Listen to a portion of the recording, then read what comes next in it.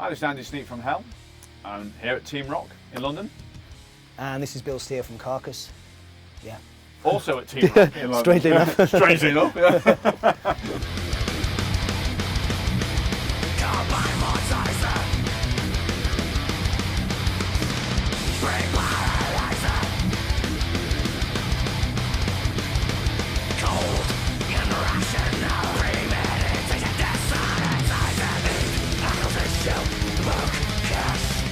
Everything has exceeded our expectations thus far because we didn't really go into it with that kind of mindset.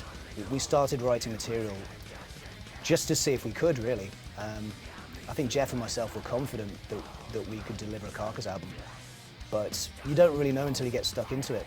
And I guess halfway through the writing process, we knew we had the goods, basically. It was a case of finding the right environment to do the record. But even then, we weren't really sure that it would be well received, because you just don't know. It's a different time now, and I don't really keep up with what's going on in contemporary metal. So I was preparing myself for a lot of slaggings, and of course we've had a few, but it's nothing compared to the amount of positive feedback we've had. I think you're always going to get a few grumpy old ones. Yeah, they look at it back with rose-tinted spectacles, don't they? It's, you know, how anything old and, you know, is always, you know, weakens me.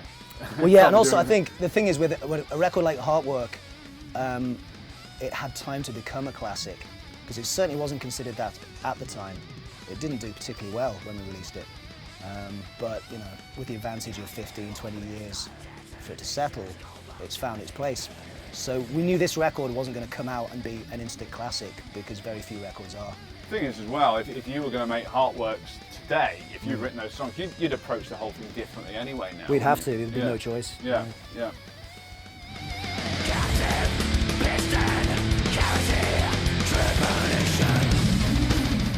With each Carcass record, during the initial phase, there was a big jump stylistically. Like, none of those records sound like each other, really.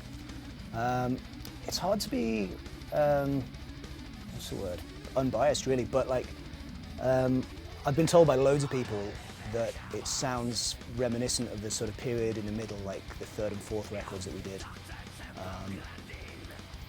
God, I mean, it's tricky. I think there's elements on this record that are like different. There's things we've done on this that we hadn't tried before, but there's enough other stuff that has a flavour of the old days, I guess, that's kept people happy.